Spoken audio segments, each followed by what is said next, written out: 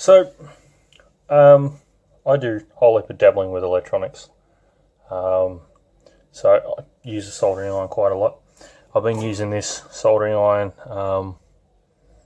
Can't show you the base because it's fixed down, but I've been using this Dick Smith electronic soldering iron for years. Over 15 years, and it's been brilliant. Adjustable temperature, all that kind of stuff. But it is 240 volt, and then a lot of the 12 volt, or even battery operated ones that I've come across in the past. I've bought a whole heap. I've bought a bunch of butane ones.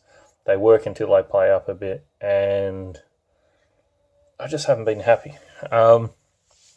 Recently I've been hearing about these Hakko irons, and they seem pretty good.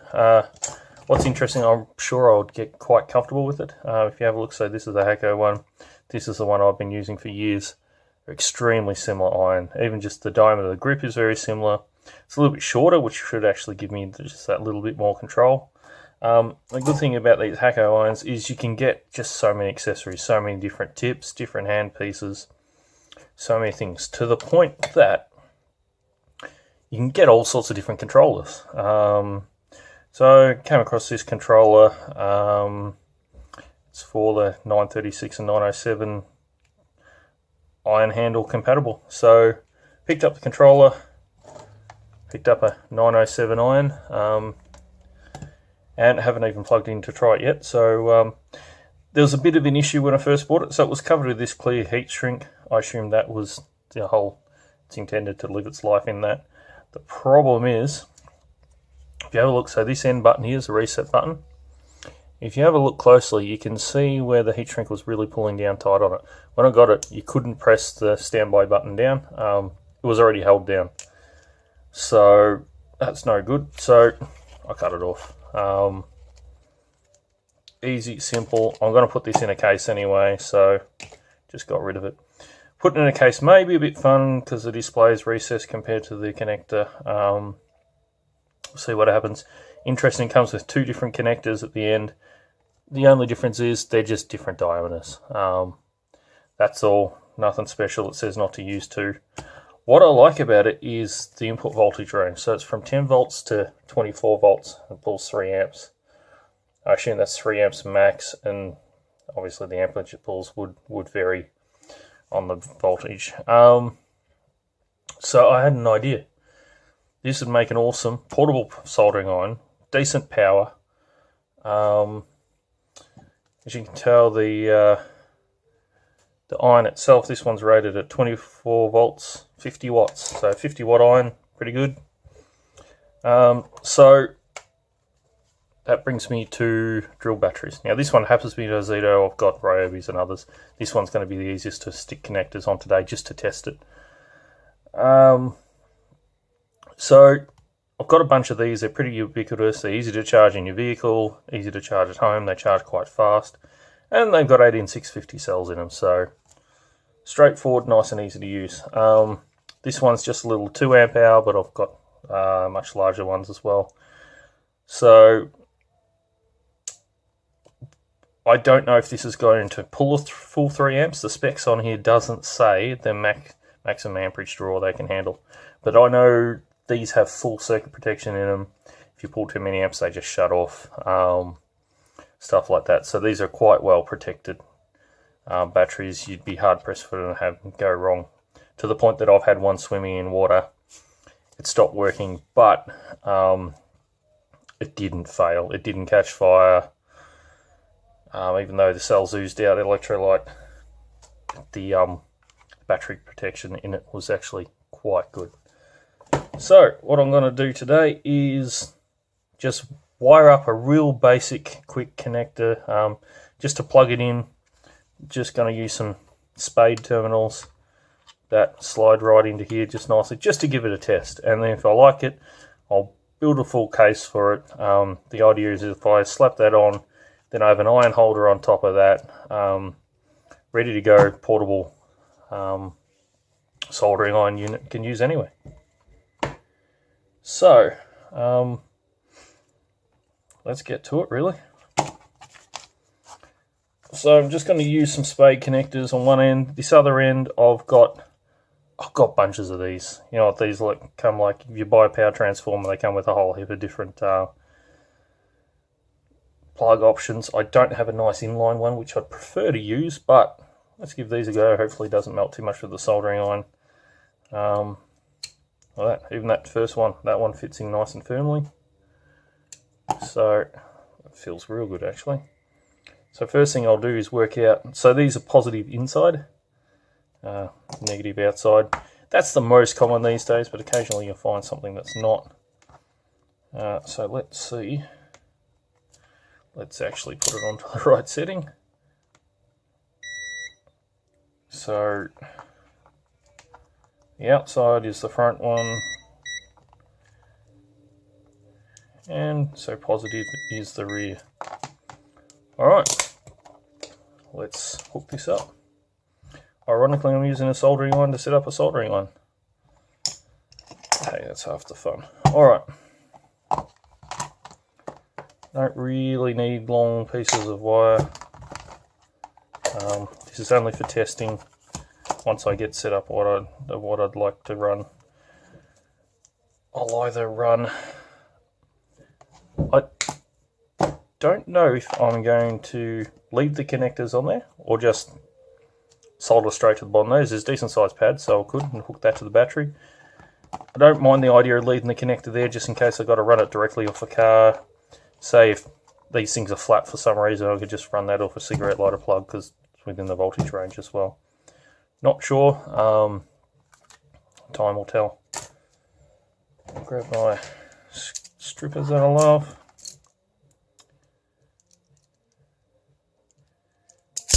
And just give these a bit of a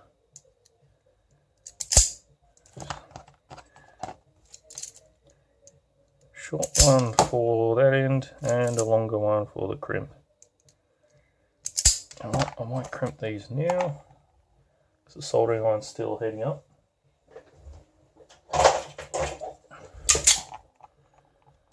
And we'll go from there.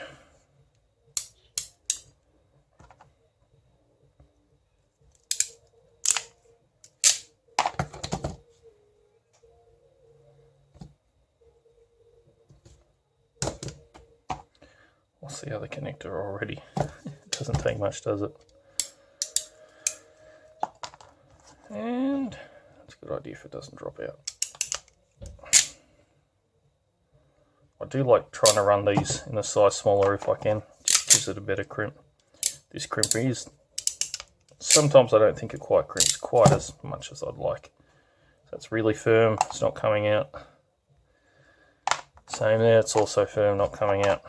Alright, so I said the positive was the rear. So let's tin all of these things up and go from there. Yeah, as I thought, it's not going to twist.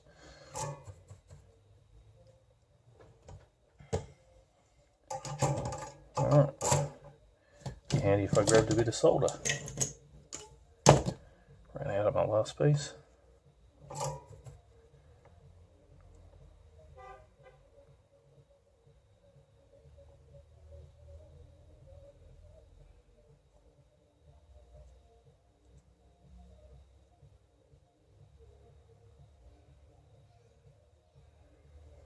Just trying to get enough. You don't really, this cable probably need just a little bit bigger iron to get the heat into that.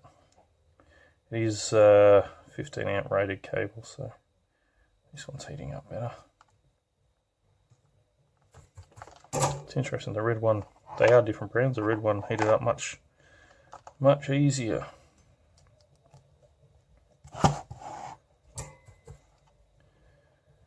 Alright, let's see how these pins go. Yeah, solder flows on quite happily. Alright, now I want to be conscious of not getting that too hot. And just don't forget the heat shrink. Heat shrink will just make me feel better about it. And have I got a larger piece?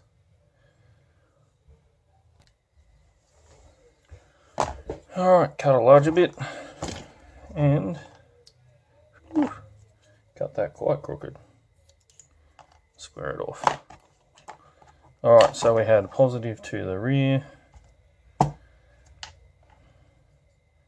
That'll fit over both of those fine. So I'll just do the little one.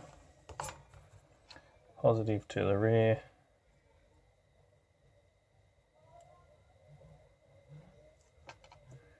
Really doesn't like that. It's not quite. There you go, that's better. Just struggling to get enough heat into it. Look at that, that pin is already a bit soft. I know these aren't designed to be soldered to, but it's what I have sitting here, so might as well use what you've got. It's only test anyway. Later on I'll solder it up all properly. And no, I'm not going to leave it for 6 months. That one flowed on a lot easier. Alright. Actually, before I do that, let's just double check this. Certainly stuffed up before. Let's make sure the inside, and we have continuity on the inside and on the positive and negative on the outside. Alright, let's heat this up.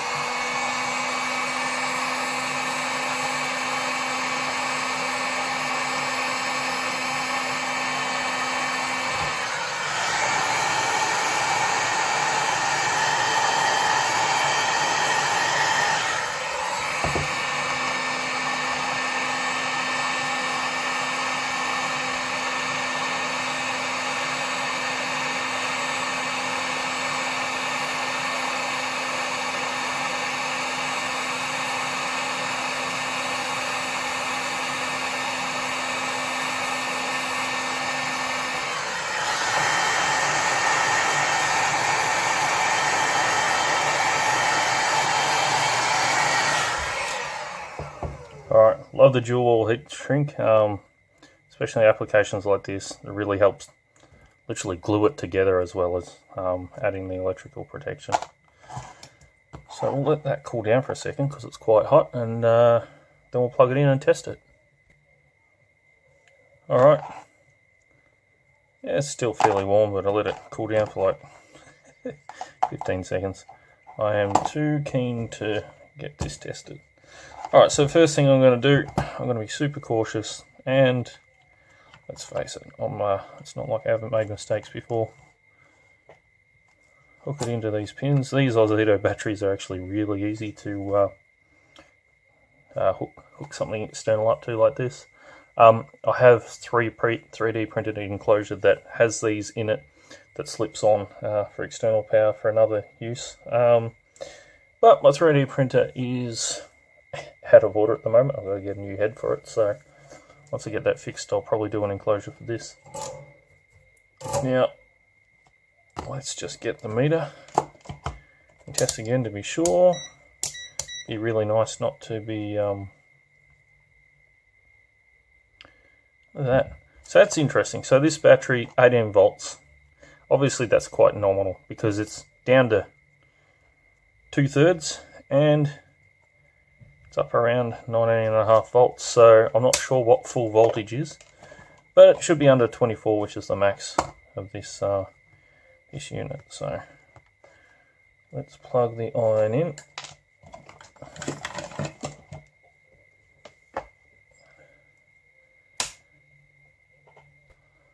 And a little bit of cleanup.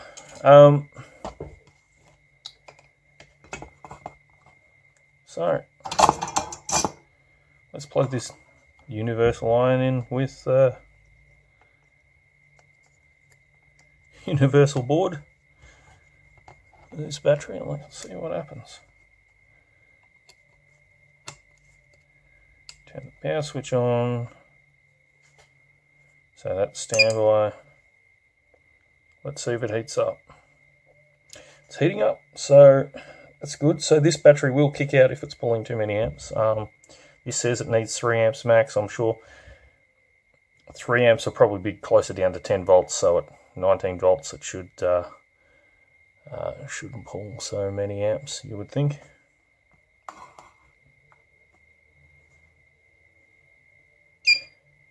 And that heats up real quick. Alright, let's just grab some solder. Oh yeah, look at that. That's awesome. So, easy cordless cordless soldering iron. So easy to recharge, easy to get these batteries, use them for all sorts of things. It's just another tool you can put along beside the... I've got everything from a little vacuum cleaner to power saw to jigsaw to rattle gun, angle grinder, you name it. So now we can add a soldering iron to the collection. So I thought I'd do one more thing. Let's see how much the voltage drops while it's working. And I'll put the probes on the wrong way. That's a good thing about digital multimeter, hey? That's why I always double check things when I'm hooking them up, because I do that a bit. So that's sitting at a nice 19 volts. It's heating, flickering away. Yeah, there's not much load on the soldering iron, but the whole thing seems to be quite happy. So it's dropped 0.5 of a volt since there's nothing running on it, but now it's heated up an iron and it's ticking away. So let's see what the battery meter still says it's at 2/3, so it's certainly not zapping the life out of the battery. So it'd be interesting to see how this goes long term. But next thing is I'll design and build an enclosure for it, and I'll have a nice clip-on cordless soldering iron.